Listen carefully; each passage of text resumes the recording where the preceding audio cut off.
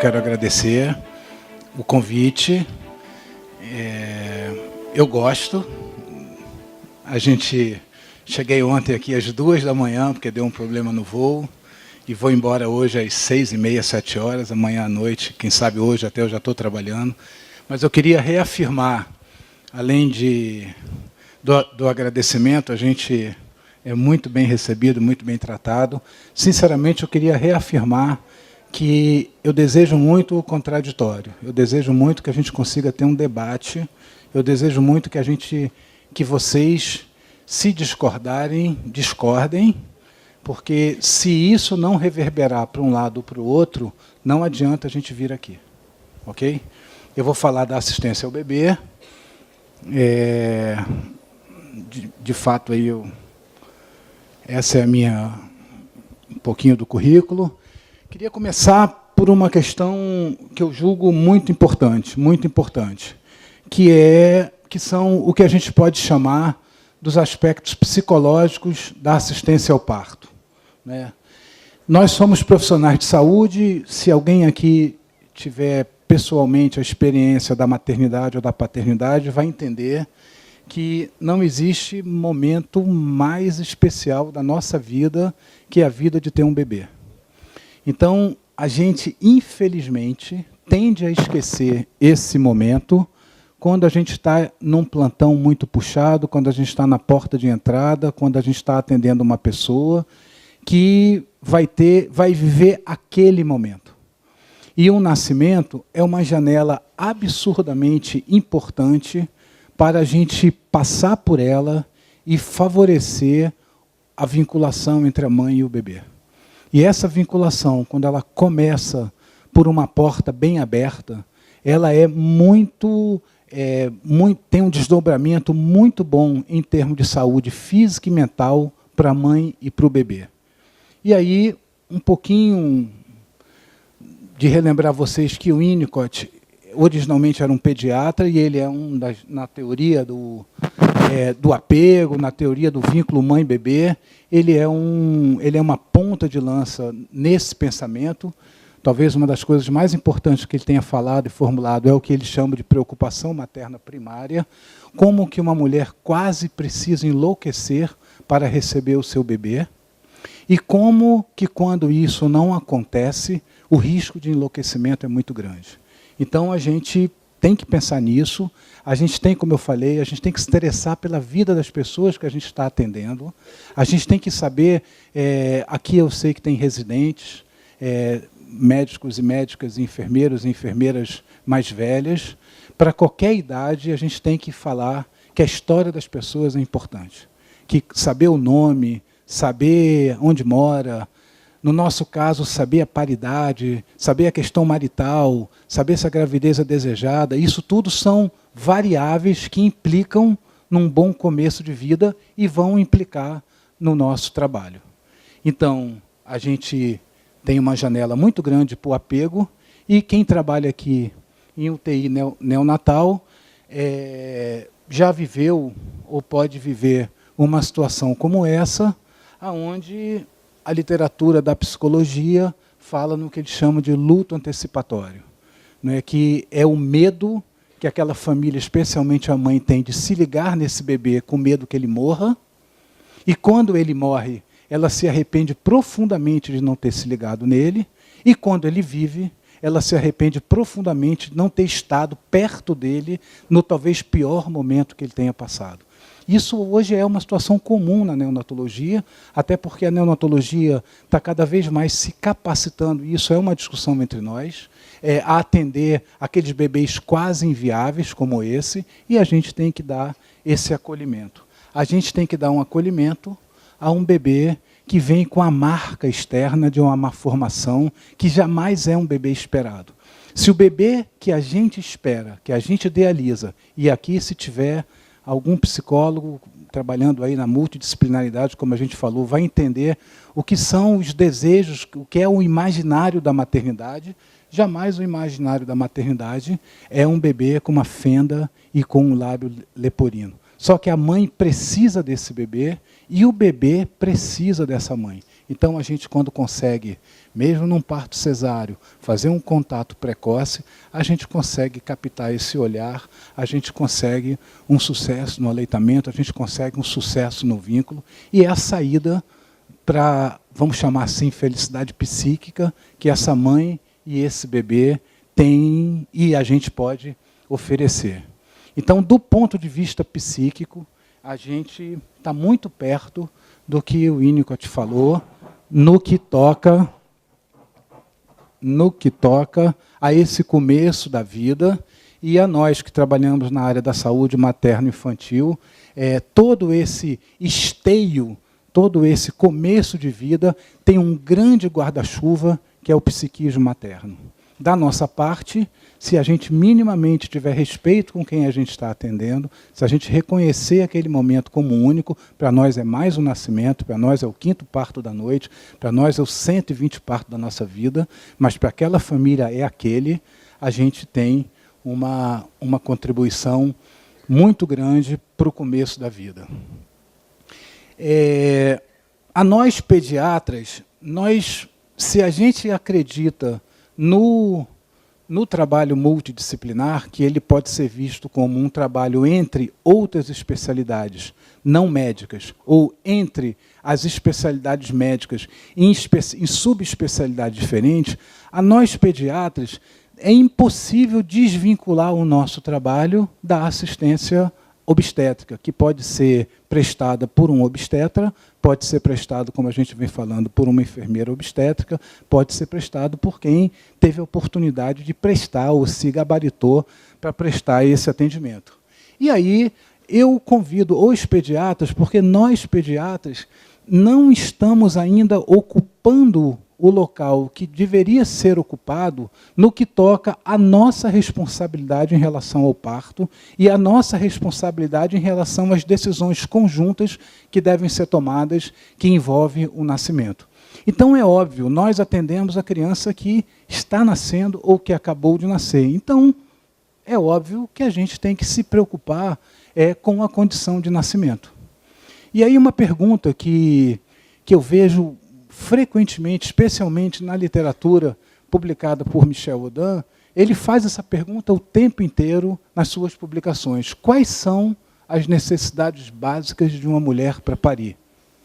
E eu queria deixar essa pergunta para vocês mastigarem um pouquinho, porque certamente muitas coisas vão passar pela cabeça. De manhã a gente viu um pré-natal. Alguém falou um pré-natal. O que acontece no pré-natal? A colega falou, um pré-natal bem trabalhado é um espaço, é um bom começo para um bom parto. Essa é uma maneira de pensar. Michel Audin, surpreendentemente, fala de privacidade. Surpreendentemente, fala de algo que formalmente não diz respeito aos nossos conhecimentos biológicos. Mas ele fala que é muito importante uma mulher para parir encontrar-se em privacidade e, mais do que isso, não se sentir observada e muito menos ameaçada, ele usa a palavra proteção, que ela precisa ter para parir.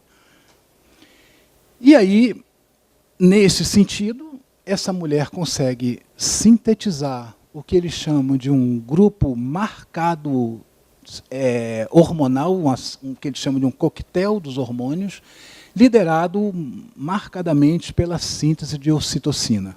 E ele, no seu quase visionarismo, afirma que a humanidade está acabando com a síntese desse hormônio, dado que a gente tem uma cada vez mais presença das cesáreas, especialmente as cesarianas marcadas, por várias razões, aonde não há síntese de ocitocina que medie o parto e o nascimento. E aí, eu tenho que botar minha cara a tapa aqui, eu sou professor universitário e eu trago para vocês algumas salas de nascimento de maternidades universitárias no meu estado. E não tenho aqui, por questões éticas, nenhum parto em andamento, mas se a gente acredita que a mulher precisa ser respeitada, se a gente acredita que para a sua biologia é fundamental a síntese de ocitocina, é muito difícil parir com tamanha exposição.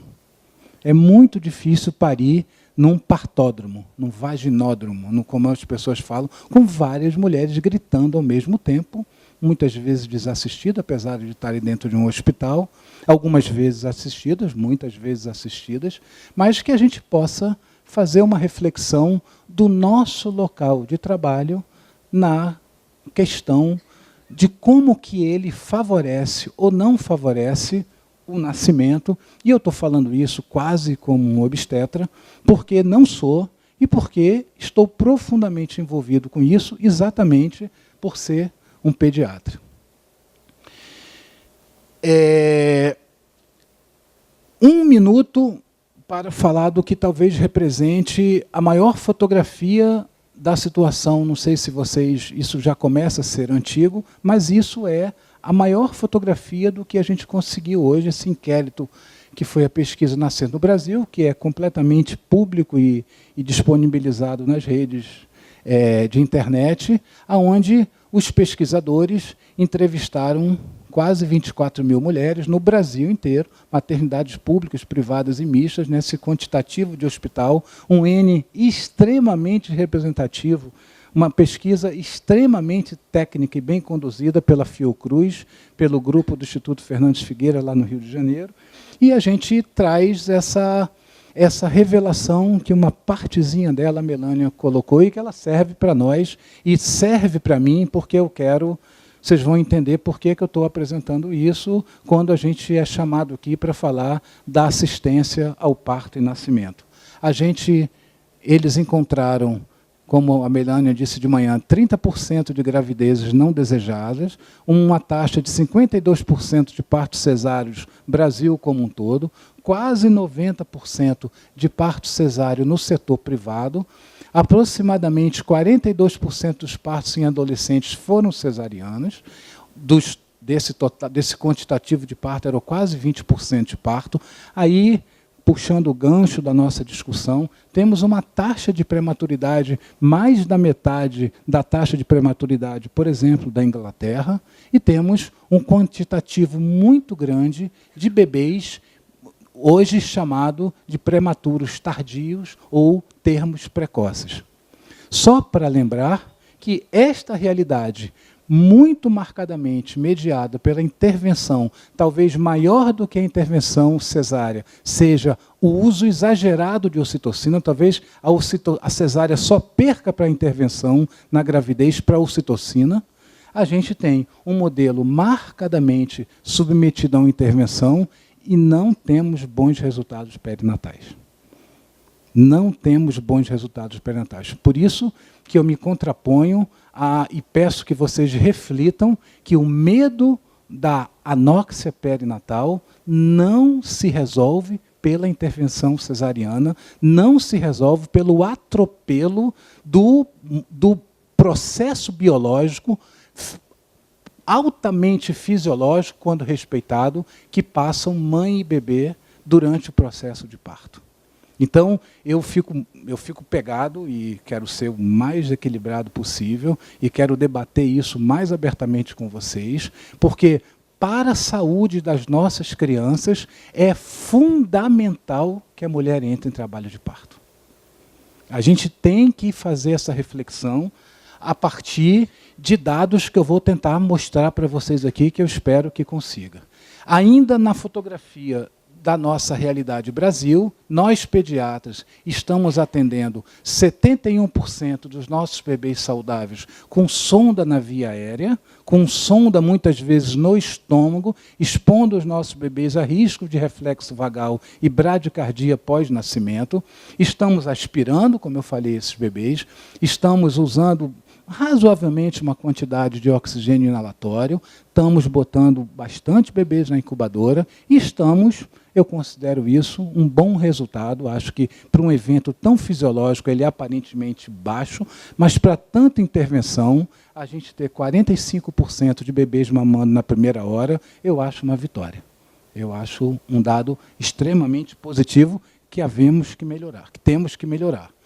Então, nós pediatras, pegando um pouquinho de carona no que a Melânia já colocou, precisamos, a nós aqui, pediatras presentes, eu aqui sou um pediatra falando, adoro falar perinatalmente, mas sou pediatra, vamos dizer assim, precisamos pensar e nos posicionar nessas 3 questões que já foi aventado aqui. Primeiro, a gente tem que reconhecer o protagonismo das mulheres no nascimento. Falando como pediatra, a gente precisa praticar a visão interdisciplinar que coloca o parto como um evento humano e não como um evento médico. E a gente precisa ler essas famosas evidências científicas, que são, felizmente, cada vez mais públicas. Porque em vários debates que a gente passa, me vem sempre à cabeça de uma resposta de um colega que falou assim: a gente tem um monte de ações técnicas sendo colocadas, sujeitas a críticas, que não têm embasamento científico nenhum, mas toda vez nós somos cobrados a ter uma resposta baseada numa interpretação profundamente técnica, profundamente epidemiológica. E o mais interessante de tudo é que a Biblioteca Cochrane, quando faz aqueles resumos das revisões sistemáticas ou das meta-análises que eles estudam e evoluem, boa parte desses resultados, eles vêm na direção de que ações no campo da humanização do nascimento e da menor intervenção possíveis são ações benéficas na saúde da mãe e do bebê. Então, de fato, para decisões claramente estabelecidas, mas não baseadas em evidências científicas, nós temos boas respostas baseadas em evidências científicas que se contrapõem a essa realidade e que fazem a gente estar aqui debatendo com vocês para que a gente possa fazer uma reflexão na nossa prática, na assistência e melhorar esses indicadores de saúde. Então, o nascimento. O que é o nascimento? O nascimento, do ponto de vista da transição da vida intrauterina e extrauterina, do ponto de vista biológico, ele é o resultado de um somatório enorme de adaptações de múltiplos órgãos, muitas vezes mediadas pelas mesmas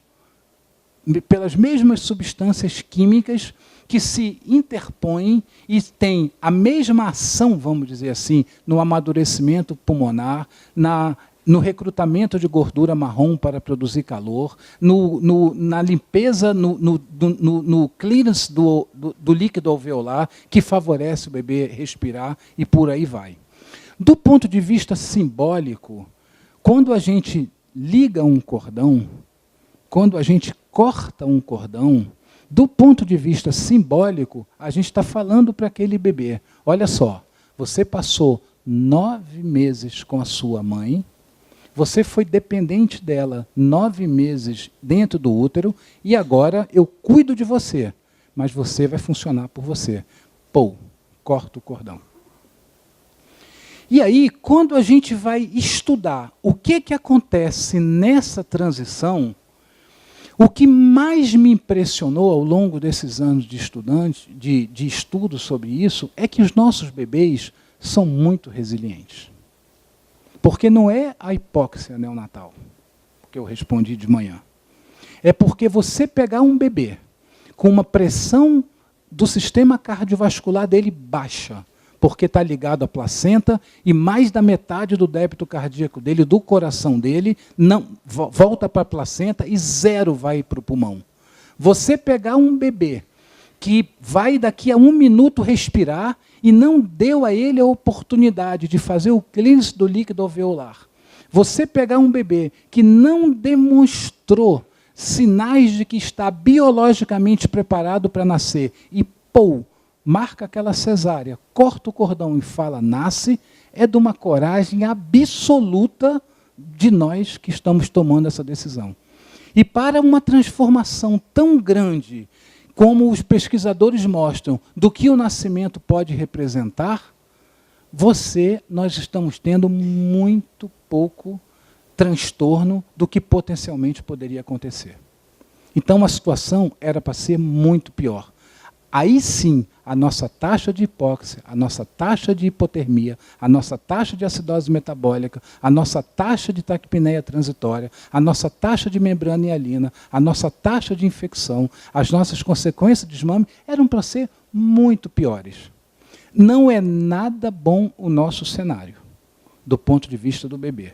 Mas os nossos bebês são muito resilientes, porque eles precisam de catecolamina e cortisol para amadurecer pulmão, para amadurecer sistema cardiorrespiratório. Eles precisam fazer um clearance do seu líquido alveolar. Todo mundo aqui já ouviu falar que o pulmão do bebê é uma esponja que é altamente absorvível e se nascer molhada, pesada, o bebê não respira.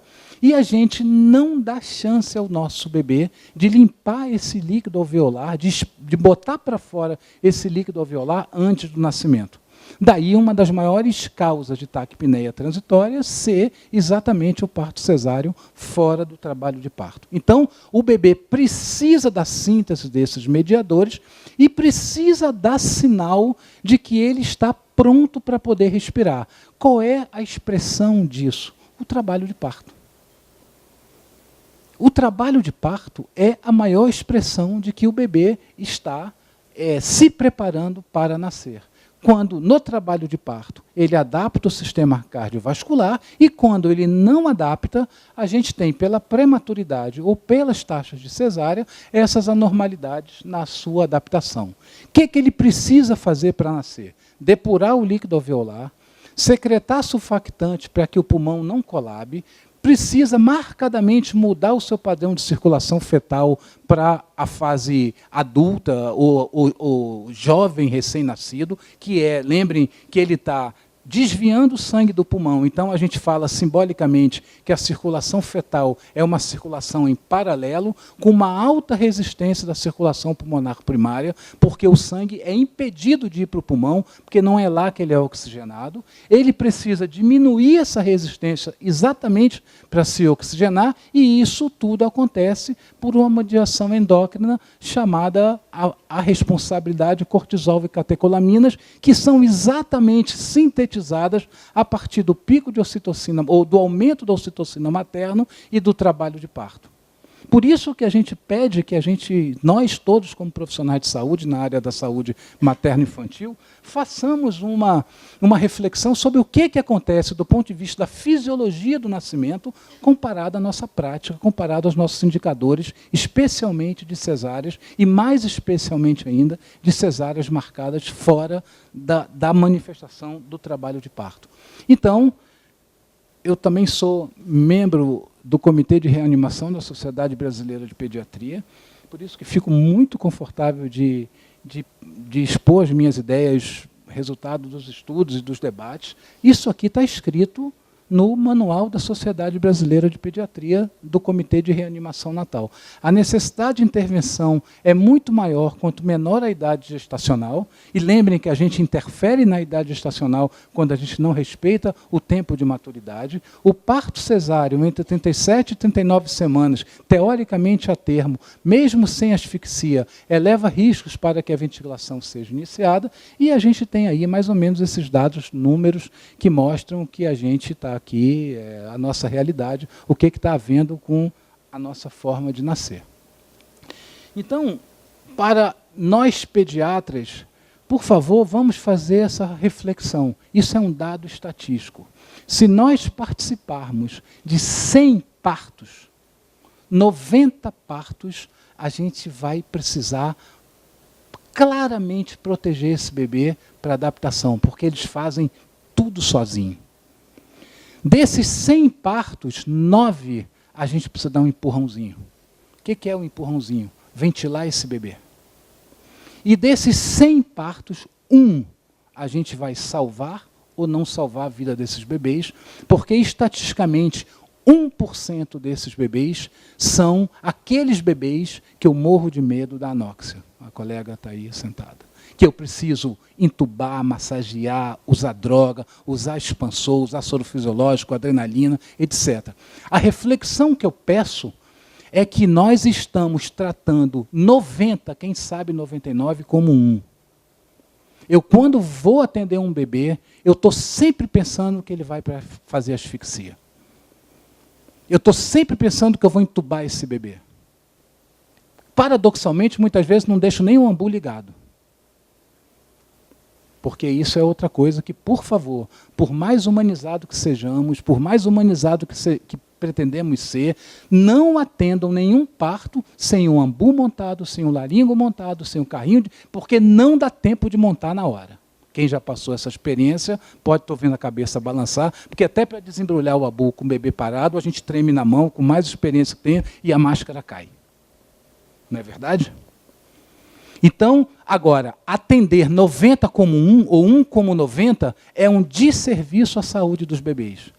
Porque quando eu vou marcadamente ventilar aquele bebê, quando eu estou vendo, quando eu estou com medo da asfixia, quando eu estou preocupado com a anóxia, porque o bebê não rosou, e hoje as evidências mostram que o marcador de rosar, a cor do bebê com o marcador de transição não é a mais importante é o tônus e a frequência cardíaca. Então, meus colegas pediatras vão lá e ligam a luz quando a mulher está tendo o bebê no escuro, sintetizando hormônio, numa paz biológica para poder receber o neném, porque preciso ver a cor do lábio do bebê. E eu digo a vocês, como membro da sociedade, que a cor não é um marcador de transição que deve ser visto como importante. A cor vem depois. O que vem antes é o tônus e a frequência cardíaca. Se vocês estiverem com um bebê nascendo, que vierem de um parto normal, um trabalho de parto fisiológico, e o bebê estiver batendo bem, com o cordão pulsando, e sentirem no colo da mãe o tônus do bebê, esqueçam a cor. Porque em 1 minuto ele vai estar rosado, querendo ou não querendo, fazendo ou não fazendo, e aí a asfixia passa longe, passa de passagem. Então, muito maior a intervenção, quanto mais prematuro ele for, e os indicadores que mostram o que a gente estava falando. Então, eu venho aqui, entre outras coisas, defender que os bebês, especialmente os saudáveis, eu vou falar um tico do que nasce precisando de ajuda, sejam atendidos no colo da mãe.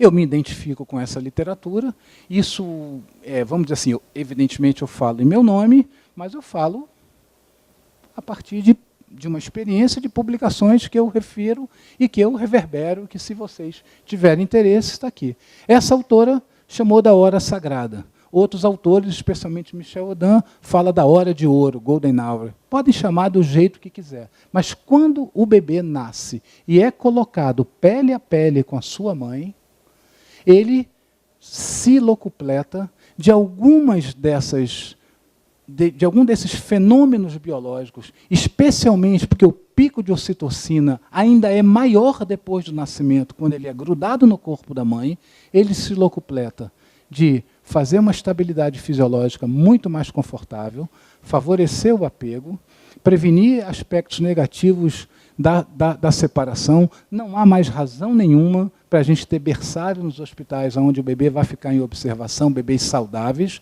Não há mais, há muitos ainda existem. Felizmente no meu não há. Eu sou também um hospital amigo da criança, lá no Hospital Pedro Ernesto, então a gente não tem berçário. Favorece um suporte de maturação do cérebro do bebê imaturo, não do prematuro, como imaturo, e aumenta as taxas de aleitamento, segundo dados de pesquisa dessa autora. Gostaria de falar com vocês sobre temperatura, sobre microbiota, sobre aleitamento e sobre a hora de ouro, na perspectiva do mãe e bebê, mas principalmente bebê.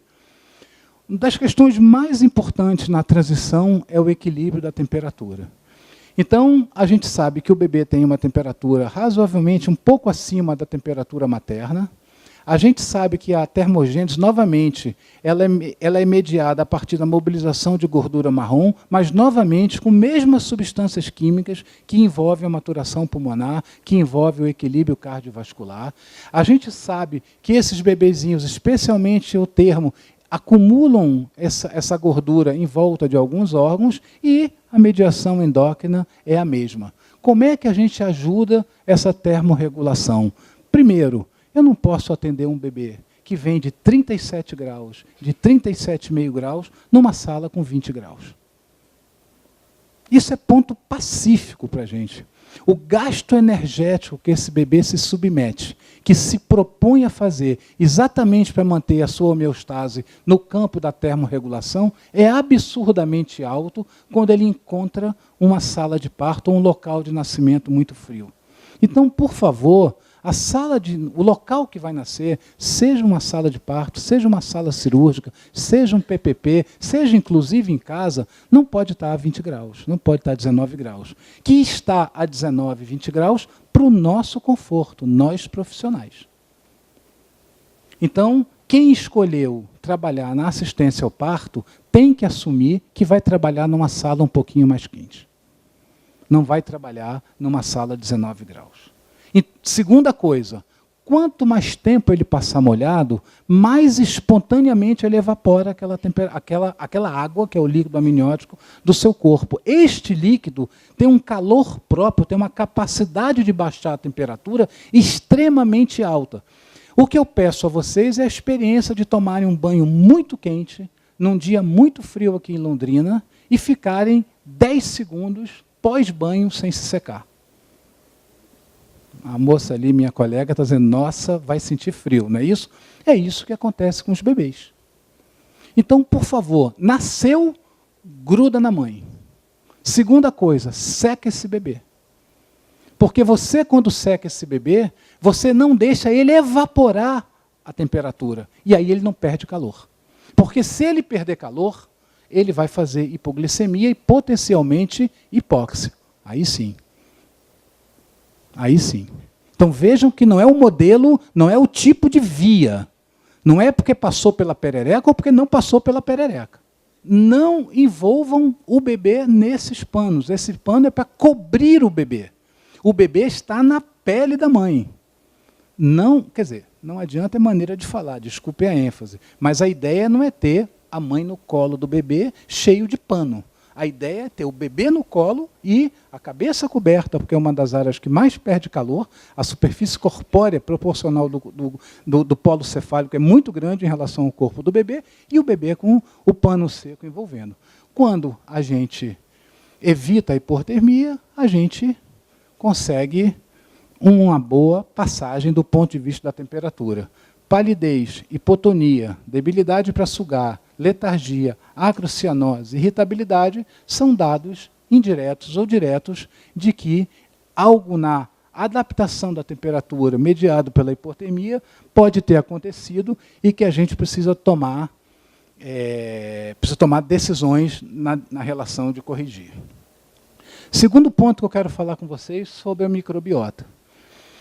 O estudo do que pode representar hoje a mediação da população de bactérias que recém contaminam o bebê, já há estudos mostrando que a placenta pode representar uma certa contaminação numa visão diferente da contaminação da infecção clássica por estrepto ou por qualquer outra bactéria.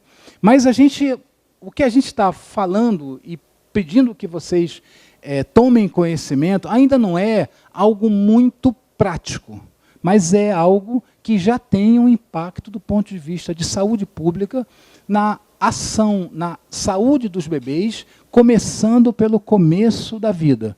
Os nossos bebês, em tese, são assépticos.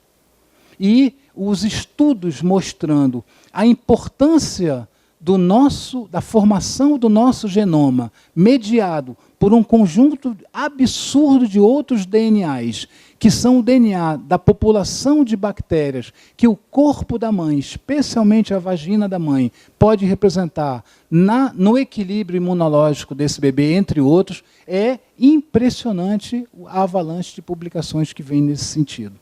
Então, aonde a mãe está representando melhor esse perfil de bactérias é na sua flora vaginal e na sua pele.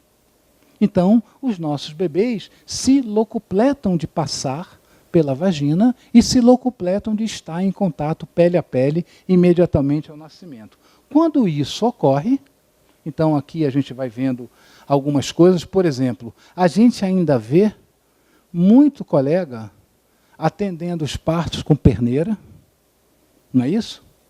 A gente vê como se o corpo da mãe fosse uma fonte de infecção. Na verdade, o que esses estudos estão mostrando que o corpo da mãe, do ponto de vista microbiológico, é uma fonte de defesa. É uma fonte de mediação de uma nova forma de ver o que essas bactérias representam, com desfechos na vida jovem e adulta, no campo do diabetes, no campo da alergia, no campo da obesidade, já comprovadamente reconhecidos. Então, essas crianças não podem ser privadas do contato. Isso está sendo tão estudado que alguém já, entre aspas, inteligentemente, está desenvolvendo um estudo para botar um chumacinho de gaze na vagina da mãe, para que aquela que teve parto cesáreo, quando acabou o parto, você vai lá, pega o chumaço e passa no corpo do bebê. Evidentemente que isso não representa o que esses estudos estão colocando, mas dá a dimensão da importância que esses dados têm tomado, a relevância que esses dados têm tomado. Então, nosso bebê não vem de um lugar, ao mesmo tempo, completamente ascético, e ele precisa desses contatos bacterianos. Então, lá atrás, se era uma ação de humanização, não dar banho num bebê imediatamente ao parto, porque ele representava uma certa agressão, quantos de nós já não vimos um bebê recém-nascido entrar embaixo de uma bica e ser imediatamente lavado? Estou certo? Já viram isso? Todos nós, infelizmente, já viram isso. A gente achava isso violento para o bebê, até porque tirava o vernix do bebê, que é algo da proteção da sua pele. Mas hoje, além das razões humanitárias, a gente não pode privar esse bebê dessa colonização. Então, por ação técnica e humanitária, orientem os seus serviços a darem banho. Primeiro, botar pele a pele, incentivar o canal vaginal.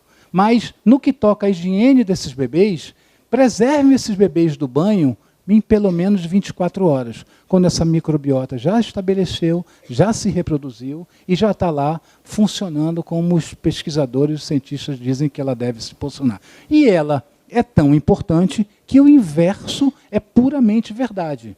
Como a transmissão do HIV é fundamentalmente perinatal, nada podemos fazer para atender esse bebê antes de dar o banho. Nasceu um bebê exposto, primeira coisa que eu tenho que fazer, acho que a gente deve mostrar à mãe, acho que a gente deve garantir o direito dessa mulher de ter o seu bebê, mas a gente deve dar banho imediatamente nesse bebê, nesse e no bebê com exposição da hepatite B. A gente sabe que não deve vacinar um bebê no pós-parto imediato, quando a mãe é HBsAg positiva, porque a gente pode inocular vírus no corpo do bebê, aquele bebê que teve a chance de não ser contaminado verticalmente. Então, a gente está pedindo para vocês fazerem essa reflexão, se interessarem por esse aspecto do nascimento, porque tem muita literatura sendo produzida, tem muitos estudos já reconhecendo a importância de várias fases do nascimento, da gestação, em relação ao estabelecimento da microbiota,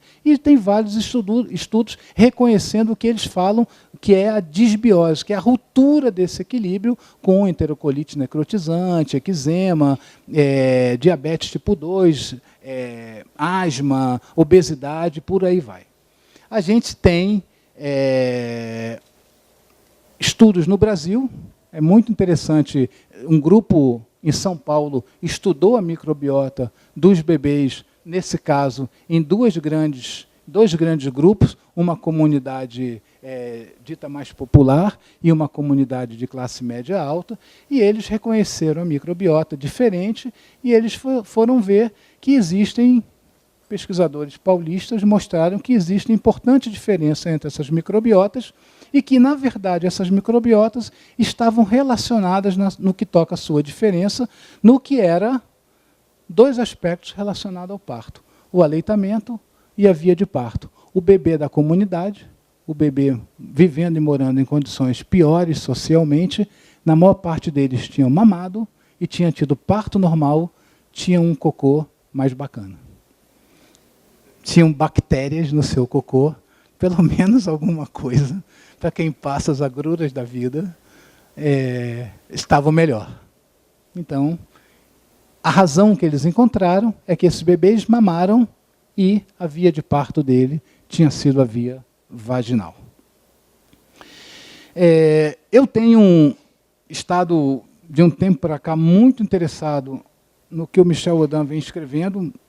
Sou pediatra, não sou obstetra, não sou enfermeiro obstetra, mas ele tem a capacidade de pensar o nascimento, de pensar a gestação, de pensar a humanidade, de pensar o que nós chamamos, e ele fala muito desse termo Homo sapiens, e ele já vem, recentemente, num livro já publicado no Brasil, Pode a Humanidade Sobreviver à Medicina, está disponível, ele vem falando do que representa essa microbiota, o que representa o microbioma, para inclusive fazer a gente refletir.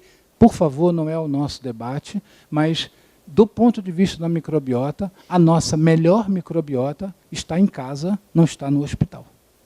Aonde nós estamos melhores representados biologicamente, microbiologicamente falando, é onde a gente vive, que é na nossa casa. E aí ele vem chamando a gente a refletir sobre isso. Do ponto de vista do aleitamento, aqui a universidade tem um banco de leite maravilhoso, aqui a universidade é ponta no atendimento e na promoção, o Hospital Amigo da Criança. Não é fácil para as pessoas que são novas aqui, não é fácil cumprir os 10 passos, parece muito fácil cumprir os 10 passos na direção de ganhar a chancela, é dificílimo. É dificílimo treinar todo mundo, é dificílimo não ter chupeta, é dificílimo acabar o berçário, é dificílimo botar o aleitamento na primeira hora. Então, aqui, falar do aleitamento é um pouco chover no molhado, mas eu gosto dessa ideia, não do nosso incentivo, mas de reconhecer que o nosso filhote, mais do que a gente querer que ele mame, é a gente reconhecer que ele está programado para mamar. Isso é uma visão um pouquinho diferente da promoção do aleitamento materno, porque se ele está programado para mamar, a gente não pode afastá-lo imediatamente ao parto do corpo da mãe, porque o peito está no corpo da mãe. E a gente reconhecer que se a gente tiver paciência, se a gente tiver privacidade e se a gente tiver um ambiente de paz no pós-parto imediato, provavelmente o nosso bebê vai cumprir esses 9 passos em direção ao peito da mãe. O problema é que a gente está muito estressado, o problema é que a gente não deixa, o problema é que a gente tem mais um, ou o problema é que a gente nem acredita nisso. Então a gente não deixa de mostrar, mas a gente fala, está aqui, ó, mãezinha, está aqui, parabéns, ele é lindo, hein? E vai lá fazer o Ballard, fazer o capurro, fazer a vitamina K, limpar o bebê, botar na incubadora, atender outro, e a gente priva os bebês da oportunidade de exercer a sua programação original, que é procurar o peito da mãe e receber o colostro para que, inclusive, a sua microbiota seja favorecida no que toca à população de lactobacillus bífidos mediado pelo leite materno. Queria que vocês se interessassem por essa publicação, que está também disponibilizada publicamente, traduzida pelo Ministério da Saúde e da OPAS. Já tem uma versão mais nova em inglês, que mudou muito pouco, essa está em português, que ela cita claramente 3 aspectos relacionados à nossa prática que podem mudar a qualidade da nossa assistência. São muito baratas, envolvem custo zero, um interesse nosso e uma mudança de posicionamento nosso. Ela ainda chama, eu botei entre aspas aqui, o clampeamento tardio. Eu acho que isso, não sei como é que vocês acompanham isso, a gente já não tem mais muita discussão de que isso é uma evidência. Por favor, liguem o cordão umbilical do bebê quando ele para de pulsar ou quando ele marcadamente desacelera. Não tenham medo da icterícia, não tenham, pelo contrário, a gente não está encontrando, nem na prática, nem na evidência científica, nenhum dano ruim ao clampeamento, não mais dito tardio, mas dito modernamente oportuno. Porque tardio parece que a gente atrasou alguma coisa. A gente não atrasou, simplesmente a gente não adiantou. E os benefícios são, além de uma boa adaptação respiratória, são para a vida futura do bebê, especialmente no primeiro ano de vida, uma maior taxa de ferro que o bebê puxa ainda na troca com a placenta da sua mãe e dele, porque a placenta é dos dois, no momento do parto. Então, clampeamento, dito tardio na publicação, mas que a gente pode chamar de oportuno, contato pele a pele contínuo e o início precoce do aleitamento. É mais ou menos o resumo do que essa publicação brilhantemente coloca e que a gente defende que aconteça. Temos taxas altíssimas de cesárea, nossos serviços ainda operam muito, seja o público, especialmente o privado, mas a gente pode fazer a limonada. A gente pode tentar melhorar, pelo menos do ponto de vista humanitário, a assistência. A gente pode receber um bebê gentilmente, a gente pode e deve evitar pendurar o bebê pela perna, muitos aqui já viram isso, tá certo? Sai o bebê, pendura, ou estou inventando? Estou certo? A gente pode receber gentilmente, a gente pode evitar a perda de temperatura já cobrindo o polo cefálico com o bebê ainda não totalmente esterilizado. Essa sala pode estar escura para que a mãe sintetize mais ocitocina, mesmo sendo uma cesárea, e para que o choque de luz do bebê não represente um desagrado, um evento agressivo aos seus olhos. A gente pode, mesmo com os nossos fios todos, sem perder a qualidade e a segurança da assistência, botar esse bebê imediatamente ao parto, mesmo a mãe monitorada, e a gente pode, inclusive, num parto gêmeo, favorecer com a mesma decisão um bom começo de vida. Temos uma realidade de muitas cesáreas. Então, se a gente não consegue mudar, a gente pode sensibilizar a equipe para que o contato pele a pele é vantajoso para ambos. A gente pode conversar, imagino que não tenha nenhum colega aqui anestesista, mas a gente pode conversar com os nossos colegas anestesistas, que eles vão ter menos trabalho com aquela mãe, que vai sentir potencialmente muito mais dor e muito mais desconforto quando ela está longe do seu bebê. Então, ter o bebê perto do seu corpo, segundo os dados da literatura, melhora a dor, náusea e a própria temperatura do bebê. Não esqueçam que a temperatura da mãe é função do bebê, do bebê é função da temperatura. Então, às vezes, a gente encontra os bebês hipotérmicos, mas que as mães estão muito hipotérmicas.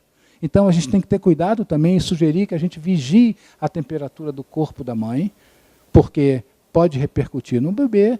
E, evidentemente, o momento da cesariana não é o momento para contar um caso grave que a gente teve, para discutir se a gente vota na Dilma, no Lula, no Aécio ou no Temer, para falar do Flamengo, para falar uma piada. Tem uma mulher tendo um bebê naquele momento, tem uma família nascendo. O nosso respeito deve ser absoluto a esse momento, mesmo que trabalhemos com muita paz, muita tranquilidade, sem estar rancoroso, sem estar de cara feia, mas não cabe quebrar uma boa ambiência ao nascimento.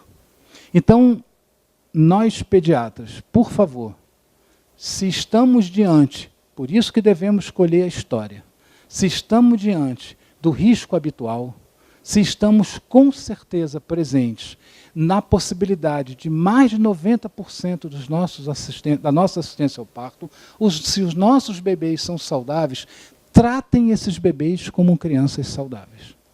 Não importa absolutamente nada ao nascimento saber se tem 2 ou 3 falanges na decisão de não botar esse bebê no colo da sua mãe e não fazer aquele exame físico mais completo que tem. Fazer o Bartlett, ver a perfuração. Podemos, inclusive, ver isso tudo no colo da mãe. Então, chamamos atenção para isso. Segunda coisa, a circulação feto-placenta, isso aqui é a tradução do que representa a ligadura oportuna do cordão umbilical. Todo o nosso respeito a essa função placenta-bebê, a essa relação placenta-bebê. Eu peço, inclusive, que nós, todos que atendemos partos, nos interessemos pelas placentas. Faz parte do atendimento à mãe e ao bebê examinar a placenta. A placenta é a vitrine de tudo que aconteceu ali. Então, antes de acabar o parto, o obstetra ainda está lá, ou a parteira, ou eu que estou vendo o bebê, acabei a minha assistência no primeiro momento, vou lá e vejo a placenta.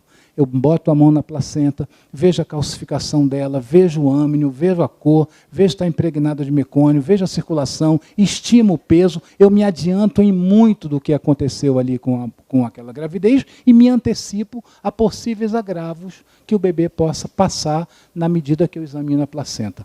E é tão importante que a gente está começando a sugerir discussões do atendimento, especialmente daquele bebê que precisa ser ventilado. Eu sei que aqui tem pediatras que trabalham na UTI neonatal, então certamente vêm bebês um pouco mais graves ao nascimento. A gente está começando a fazer a reflexão se vale, e acho que vale, atender no que toca ainda à etapa de ventilação, esses bebês ligados à placenta. Porque a gente não abre mão de um backup absoluto de sangue armazenado, que é sangue do bebê, só que está na placenta. Então, a circulação feto-placenta é muito importante e a gente tem que fazer o máximo de esforço para preservá-la. E, na medida que a gente reconhece isso, quando a gente liga precocemente ou quando a gente despreza esse sangue, a gente, entre outras coisas, dá de cara com essa hipovolemia, que é, na verdade, uma falha muito importante do sucesso na reanimação. Para finalizar, um pouquinho mais de prática. Será que todos os nossos bebês ainda precisam de credê? Será que todos os nossos bebês ainda precisam passar pelo uso do nitrato de prata, que praticamente, para funcionar, quase que queima a córnea do bebê? Quantas mulheres com gonorreia vocês viram nos últimos 5 anos da prática de vocês terem neném aqui? Ninguém aqui atendeu uma mulher com gonorreia? Parindo? Aqui se usa credê? Não? Sim? Então, vamos pensar sobre isso? Vamos ver se a gente tem alguma coisa diferente que pode não agredir o olho do bebê? Vamos ver se a gente pode confiar um pouquinho mais no pré-natal que foi colocado aqui? Vamos ver se minha colega ou meu colega que está atendendo o parto pode me dar uma informação se aquela mulher está vindo de via normal, de via vaginal e tem gonorreia? Porque o que justifica o uso de algo que pode queimar o olho do bebê é o risco da conjuntivite gonocócica, que de fato é muito grave. Eu vi uma na minha vida. Eu trabalho em maternidade pública. Eu não trabalho numa maternidade tão aberta, porque lá no Pedro Ernesto a gente tem uma maternidade de referência. Eu não sou uma porta totalmente aberta. Mas a gente não vê, aqui é uma maternidade aberta, eu estou aqui num centro de referência, ninguém levantou o braço para dizer que teve a experiência de cuidar de uma conjuntivite gonocócica. A gente pode usar o PVPI, que tem uma eficácia tão boa quanto, e a gente pode fazer a reflexão se no parto cesáreo, que não passou nada pela vagina, se eu vou precisar de uma dessas coisas, porque nem contato com a vagina da mãe aquele bebê teve, infelizmente. Segunda coisa, a vitamina K. A gente, na discussão de humanização, é muito questionado sobre o uso da vitamina K. A gente não tem evidência de que a gente é seguro abrir mão da vitamina K. O que acontece é que os estudos de vitamina K incluíram no mesmo N gravidezes de partos que não foram bem. O dia que alguém, provavelmente isso vai sair, estudar a fisiologia e essa adaptação do sistema hematopoético, do sistema do sistema de adaptação da hemorragia, de prevenção da hemorragia, do ponto de vista fisiológico, provavelmente vai reconhecer que nesse grupo não precisa de vitamina K. Mas a gente não tem esse dado, então a gente sugere que se use a vitamina K.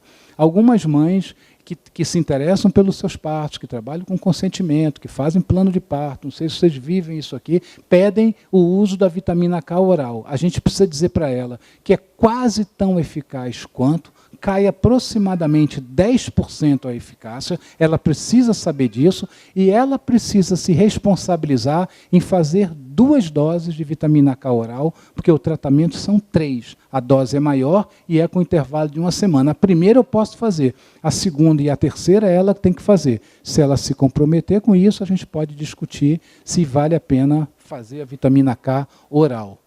Aspirar os bebês é um que a gente também falava de manhã. É evidentemente muito mais danoso aspirar do que não aspirar. Primeiro, o que justifica a gente aspirar um bebê, na maior parte das vezes, é o ideário de que a gente está limpando o líquido alveolar para esse bebê respirar melhor. Isso não é verdade.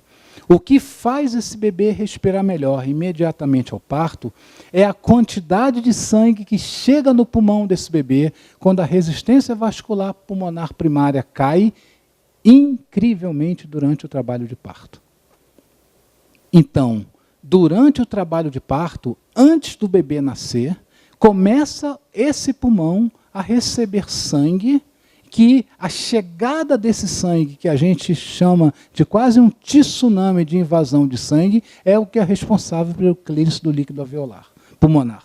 Então, aspirar esse bebê, inclusive na perspectiva de prevenção de aspiração de mecônio, novamente a discussão da asfixia, é irrisória. A aspiração de mecônio se dá intraútero, se dá lá sem a gente ver, infelizmente. Infelizmente. Quem precisa de aspiração? O bebê que está hipotônico. Porque ele hipotônico perde o reflexo de proteção da sua via aérea e aí o risco de aspiração é grande. Então, você obstetra que vai me entregar, ou a mãe, um bebê hipotônico, não mexe na via aérea dele. Deixa que eu mexo. Deixa que eu mexo. Se você reconheceu que ele está hipotônico, que ele não está bem, que bateu mal, que o BCF caiu, que o período expulsivo foi prolongado, ou que a cesárea de emergência, me dá ele. Porque se tiver mecônio e tiver hipotonia, eu tenho que tomar conta. Se tiver mecônio e estiver chorando, nada a fazer. Tanto é que quem já foi aqui treinado pelo novo modelo de assistência ao recém-nascido pela Sociedade Brasileira de Pediatria, lembrem, tem pediatra aqui? Tem pediatra aqui. Lembra aquelas 4 perguntas? Vocês fizeram o curso já de reanimação. A pergunta mecônio caiu. A pergunta mecônio caiu. Não se pergunta mais se tem mecônio. A gente reconhece que 15% dos partos são com líquido tinto e mecônio, e se o bebê está chorando, não implica na saúde deles. Então, por favor, se a Melânia fala tão bem de hands-off, sentem na mão, e não façam epísio, por favor, meus colegas, sentem na mão e não aspirem esses bebês. Vocês vão machucar a boca desse bebê. Porque o pediatra aspira o bebê quanto mais ansioso ele está. E aquele cara que não está calmo, ele vai aspirar muito. Então, se não está calmo, vamos praticar mais, vamos fazer parto juntos, vamos ver quem está calmo e vamos preservar a saúde dos bebês. E para finalmente finalizar, na perspectiva que as mães precisam ser protegidas e na perspectiva de que o ápice da fisiologia do nascimento, mediado pela síntese de ocitocina, está na proteção e na privacidade daquela mulher para não acordar o que o Michel Odan fala do neocórtex dela, deixem esse bebê e essa mãe aproximadamente 1 hora, porque é cientificamente provado que é dentro de 1 hora que, pelo autossíntese de ocitocina, a gente ocorre estabilidade respiratória, a gente ocorre menos sangramento, ocorre uma maior produção de leite, ocorre uma melhor adaptação do metabolismo da glicose, favorece o microbioma um microbioma, estimula a termorregulação, adapta a sensação de gravidade que aquele bebê tem dados etnológicos que favorecem, do ponto de vista obstétrico, melhora o sangramento pós-parto, melhora a contração uterina, facilita a dequitação e a gente precisa fazer uma reflexão se os nossos guidelines estão fazendo isso, porque a gente precisa botar isso, porque isso é saúde, isso é favorecimento na direção da assistência ao parto e ao nascimento. Eu quero muito que vocês discordem de tudo isso, porque eu quero debater isso, porque eu acho que a gente tem que falar sobre isso. Os pediatras precisam se posicionar em relação ao parto. E nós, obstetras, enfermeiros, psicólogos, farmacêuticos, quem estiver trabalhando na assistência à mulher e ao bebê, precisa refletir sobre esses indicadores que, especialmente no Brasil, estão colocados, que não são bons indicadores. Na medida que a gente faz essa reflexão, a gente com certeza melhora a saúde física e mental dos nossos bebês e das nossas mães.